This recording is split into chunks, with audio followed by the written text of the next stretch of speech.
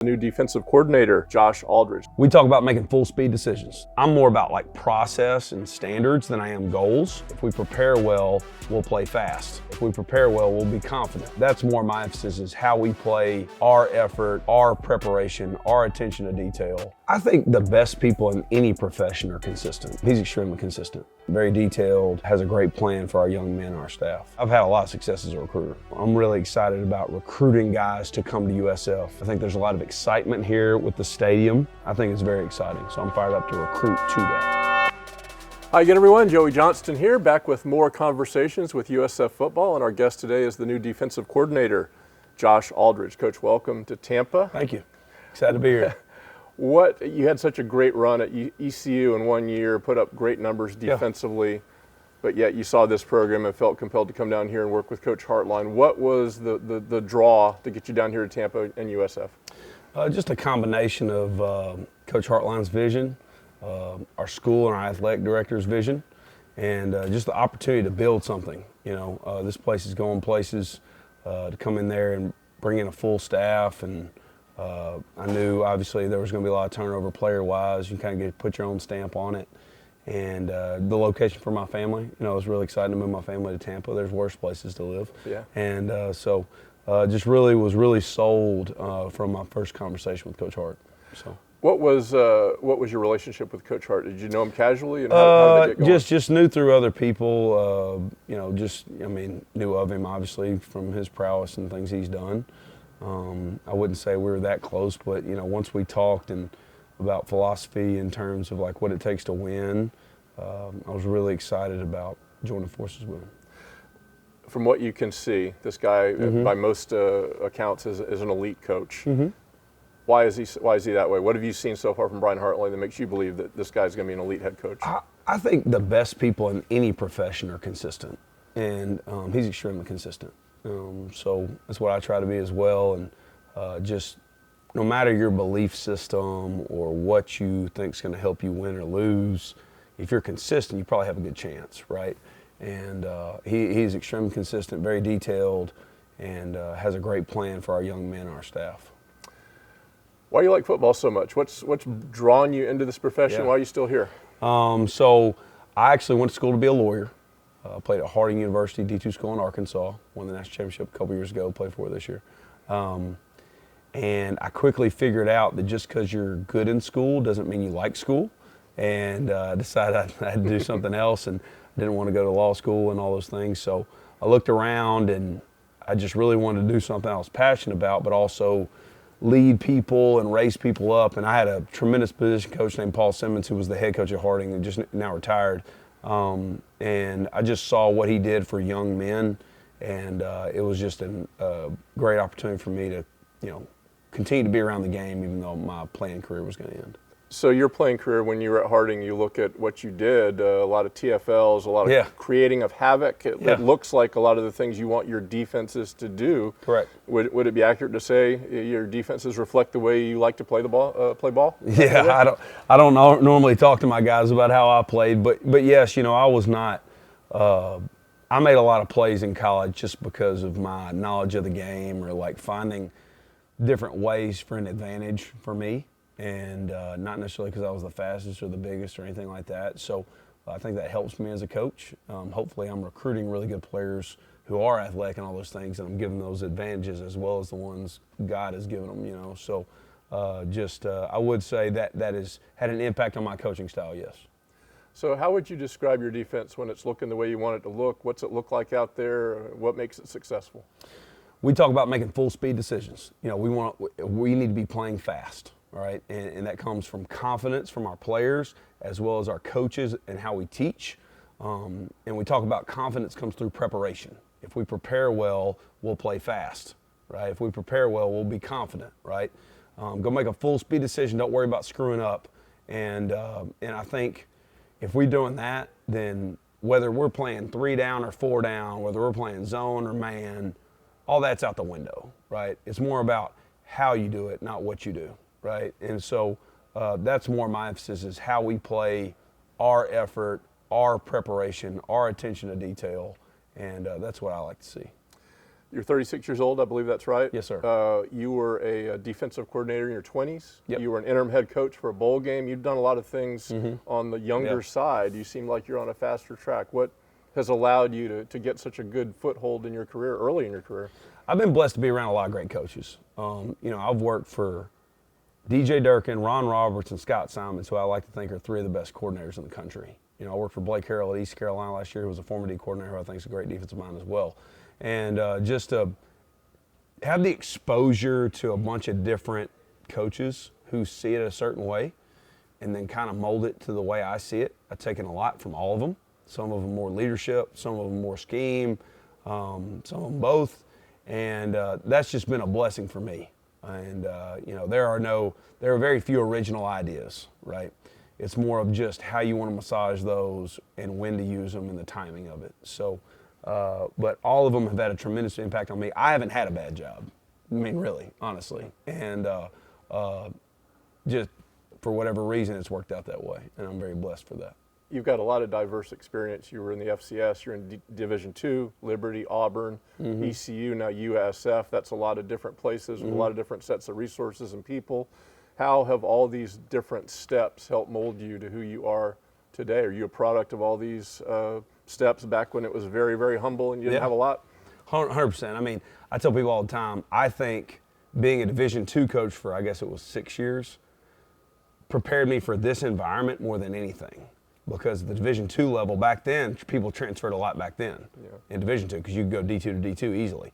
And now to be able to flip a roster constantly or get guys ready constantly, that's something I've been doing for a long time. And I think that maybe a better teacher, a better coach, all those things. And, yes, 100% being at all those different levels, being at the SEC, the highest level of football, and seeing that as well. Has really prepared me for all these things. So as you know, in modern college football, teams score a lot of points, more than they've ever scored in the past. And it's tough being a defensive coordinator in a defense.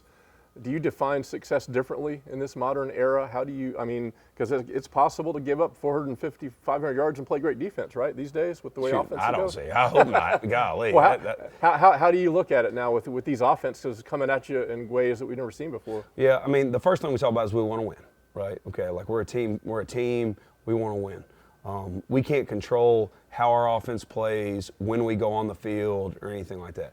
But I'm not a big goal guy. I'm more of a standards guy, right? I'm not going to sit here and say we got to get this many TFLs, even though we've had a great job of doing them. Really, we're going to take the ball away. Okay, we talk about tips and overthrows. Got to get those. That's the phrase we use around here. Okay, we want to win explosives, meaning a lot of people say limit explosives and prevent explosives. I think that sounds like you're on your heels. I really don't want to do that. I want to be aggressive. When they try to throw the ball over our head, we want to go get it, right? We don't just play on our heels. And then we want to create havoc, right? And havoc is a stat we track. If there's one stat we do track, it's havoc, okay? And that's a TFL, a sack, a PBU, an interception, a fumble recovery, and a forced fumble. And we want to be over 25% of that a game when you divide it out, the total number of plays. If we do all those things, we'll probably win, and we'll probably be one of the best defenses in the country. So we focus on those. Like I said, I'm more about like process and standards than I am goals, because I think a lot of times you focus on goals like I want to hold people to this many yards, I want this many takeaways, where there's a lot of steps that it takes to get to that, right? Let's focus on the steps, and the goals will take care of themselves, right? And so that's really our emphasis. What qualities do you love in players? Who are your kind of guys? What do you look for on the field that, man, I like that guy? Yeah, high care factor. Right? Like we work too hard to not care, right? There are too many minutes, too many hours going into this game to not care. Selfless, right? I want selfless players, right? I think humility is measured not thinking less of yourself, but thinking of yourself less, right? And that's usually what I want to see. Like if he's a great teammate, a lot of times he's a great player. It's not a coincidence, right? If you want individual accolades, it's easier to get them when you play on a good team. And so I think when we can get our goals individually by getting our goals collectively. And so that's what I emphasize. And the high care factor obviously goes into effort and all those things. But that's what I like to see the most. Yeah. When you look at your defenses, you see just a consistency of getting after the quarterback, creating turnovers, and everybody wants to do that. No question. Not everybody does it. So how do your guys do it? How do you get those factors out of people to make it consistent, where this is what you stand for every single time, no matter where you are, no matter what game it is, you're going to do these things? Yeah, I think it's a couple things. One, whatever you want done, you better emphasize it, right? If you emphasize it a lot, you got a better chance of doing it, right? If we just talk about it in the fall camp and then we just start coaching football, we're probably not going to get it. It's something we got to emphasize every single day, whatever that looks like. Getting to the quarterback, creating TFLs, takeaways, all those things. We got to be consistent, like I was talking about with Coach Hart. The second thing is we got to be extremely multiple. I don't think in today's day and age, like you said it, with all the points that are scored, all the yards that people have, that you can just line up in a stagnant defense. Well, that takes time. You got to work on it. Like, we've got to do a great job of creating different looks for quarterbacks, offensive linemen, and all these things. And usually that is why we've had a lot of success, is because our guys have put in a lot of time to run several things. Not too much, right? We want it to look complicated for the offense, but simple for us. And that's what it takes for me to be successful on defense. So when you get on the field for spring ball, you got a lot of new players who've come from a lot of different places. You're looking for leaders, obviously. How do you find them? Are leaders born? Do you create leaders? How do you find these guys that are your linchpins? I don't think as coaches we can create leaders. We can empower them. We can put them, just like we put them in a situation to make a play, we can put them in a situation to be a leader and teach them to be one, and see if when they get put in that situation they get it done, right? I'm sure we're going to talk about like who's going to be the starters and this, that, and the other. I mean, it's the same thing. We got to be detailed about the situations we put our kids in, how many times they get that opportunity, right? And then you can make a fair assessment, right?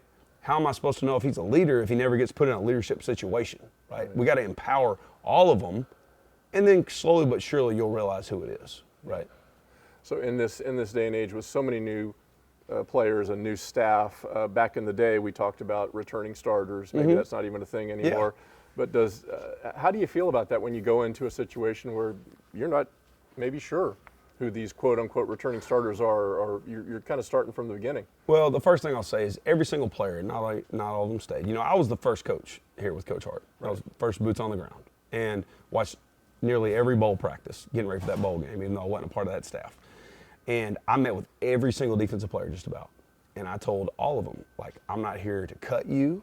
I'm not here to replace you or anything. I want you here. And I mean that, I didn't come here to blow this thing up and start from scratch, right? I did come here to elevate it, right? Okay, there's a difference, right? So I take a lot of pride. I mean, the guys who have played for him, like Mike Williams and guys like that, I'm excited about those guys. Does that mean he's going to start? I don't know. I hope so, but I'm excited about those guys. I came here because some of those guys, truthfully. When I didn't mention that earlier, but I watched PFF of every single player on this roster that was coming back on defense. And that was a huge part of my decision to come here. And so, I'm excited about those guys. Hopefully that they being comfortable here at USF from a daily process. I know it's going to be a little different with Coach Hart, but at the same time, like, you're sleeping in the same bed, that adds up, right? So hopefully those guys do come along quicker, even though we've got some new guys. I know the defense and everything's going to be new for everybody, but just day-to-day life, being in Tampa, hopefully those guys have a winning edge to help us sooner than later. So you've had success in the American Conference already. Do you think that gives you any sort of edge going into this job? Gosh, I hope so. You know the league. I hope so. I coached in the SEC. It reminds me of the SEC in terms of how close everybody is. You know what I mean? Like, year to year, you have no idea who's going to win the league, right? There's usually about 5 or 6 teams who you legitimately think have a shot to win it every year. And so really, really excited to be in this conference, to be at a place where football's important. Not that I wasn't before, but just be at a place where football's important, and to see us go out there and compete in easily the best Group 5 conference in the country. So this is the 30th year of USF football. I don't know how much you know about the history, but Danny Verpali tells me all. You've got a good resource there. No doubt. So Danny would tell you, and I think a lot of others would, when USF was at its best, there were certainly quarterbacks and receivers, but when USF was at its best, It was a hard-hitting, take-no-prisoners defense. That was what people feared when they came in here. Does that give you any kind of a encouragement that you're stepping into a situation with that kind of heritage? Yes. I mean, truthfully, I looked up, when I took the job, I tried to look up, like, historic stats, like what's the most sacks they've ever had, most TFLs, all those things. You know what I mean? I don't know them offhand, but I think they're attainable for us, and I'd like to go do that, you know, and get the ball back to our offense as much as we can. So, yes, I am excited about it. I'm excited about playing with a head coach. I mean, we're going to play complementary football. You know, sometimes it's hard to be good on defense based on how your offense plays, good or bad, right? They can go out there and score fast or come off the field fast. For us on defense, it's the same. You know, so, you know, I'm excited about that as well. You know, I think our head coach sees that. So final thing, Coach, you're coming into USF, opening a new stadium in 2027. You're in Tampa, Florida. Certainly a program that's on the upswing. What do you see here? What could this program become? I mean, we can be one of the best schools in the country. I mean, as far as I'm concerned. I mean, from a location standpoint, not just because it's sunny or anything, or it's warm, but I mean, some of the best players in the country are within a tank of gas of us. You know, why can't we? And so, really excited about that. You know, I know this conversation is more about me being a coordinator, but I've had a lot of success as a recruiter and coached a lot of guys. I coached more NFL guys at the Division II level than Division I, and a lot of that had to do with finding the right guys and develop them and things like that. So, you know, I'm really excited about recruiting guys to come to USF. I think there's a lot of excitement here with the stadium. I think that's one thing that, from what everybody tells me, was the one thing that everybody thought would kind of push it over the edge, right? Kind of knock the wall down, right? And to have our own place where recruits can stand on the sideline with us and, no offense to the Bucks, but just be ours, you know what I mean? And be green all the time, not red some, and not have as many cleats on the surface all the time and all those things. I think it's very exciting. So I'm fired up to recruit to that. Coach, we think you're going to fit in great here. We're glad to have you. Josh Aldridge, the new defensive coordinator. Don't forget, spring ball begins on March 11th. The spring game is April 19th, Corbett Stadium on campus, so be there for that. Go Bulls.